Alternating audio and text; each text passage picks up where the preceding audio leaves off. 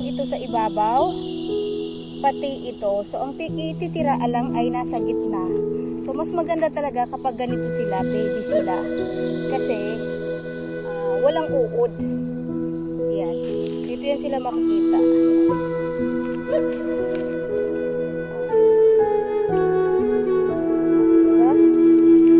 Guys.